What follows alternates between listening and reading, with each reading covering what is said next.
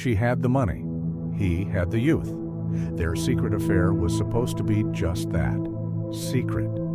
But when obsession took over, the woman who once showered him with gifts turned into a predator, plotting something unthinkable. And what she planned for the man she said she loved would leave an entire community horrified. If you're drawn to real stories where love turns into danger and nothing is ever what it seems, subscribe and turn on notifications. These stories are not just about crime, they're about the emotions, the broken hearts, and the haunting truths left behind. Now, let's go back to the day it all began. The sweet deal.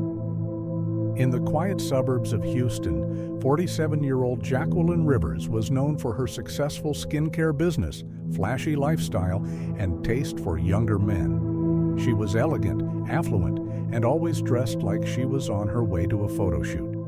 But beneath the gloss, Jacqueline was lonely. Twice divorced, no children, and estranged from her siblings, she found comfort in control. And that control often came with a price tag. That's where 22-year-old Marcus Levine entered the picture. He was working at a local car wash trying to save money for community college.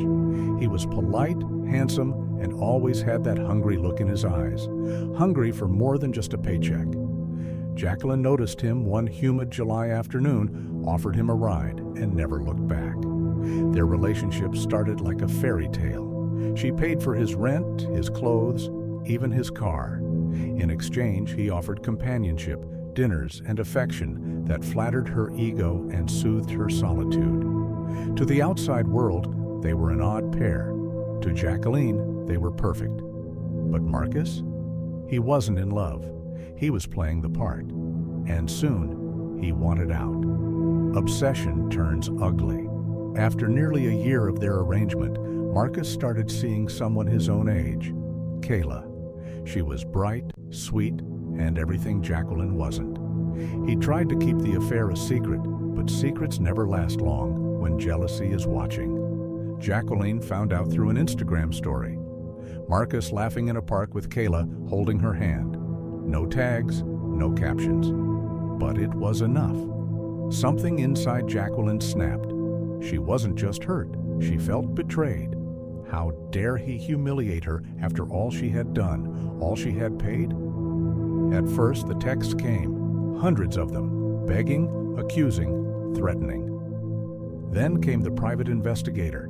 She had him followed, tracked, even bribed Kayla's coworkers for information. But the more she learned, the more enraged she became. She didn't want Marcus back anymore. She wanted him gone.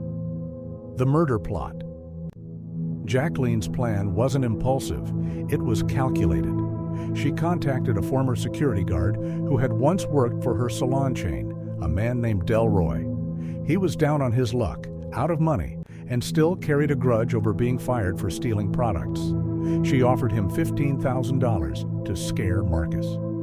The job was simple: rough him up, take his phone, and deliver a message. She wrote it herself. "You took the gifts. Now take the fall." Delroy agreed, but then added a sick twist. "For 25, I can make him disappear." She hesitated, but not for long. A week later, Delroy lured Marcus into a fake job interview at an abandoned office building. But what was supposed to be a stage scare quickly escalated. Marcus fought back. There was a struggle. A gunshot. Marcus was left bleeding on the cold concrete floor while Delroy fled the scene, panicked and high on pills.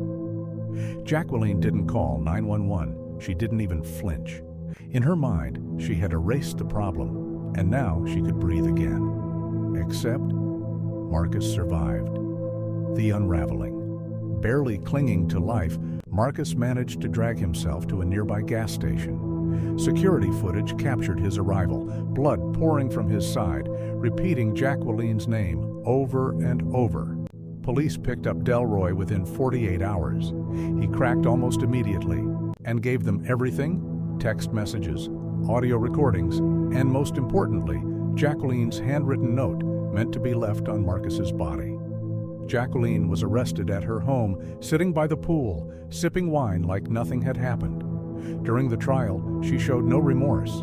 Her lawyers painted her as a woman driven to madness by love, but the jury didn't buy it. She was sentenced to 35 years in prison for conspiracy to commit murder and attempted manslaughter. Delroy received 18 years after a plea deal. Marcus eventually recovered, physically. But emotionally? That's another story. He never went back to school. Kayla left him a few months after the trial, unable to handle the trauma. And he now lives in a quiet Texas town under a new name, far from the woman who nearly took his life. A chilling legacy. Some say Jacqueline still writes to him from prison, letters he never opens. Others say she keeps a photo of him in her cell, like a trophy, as if the whole ordeal had been some twisted romance novel gone wrong.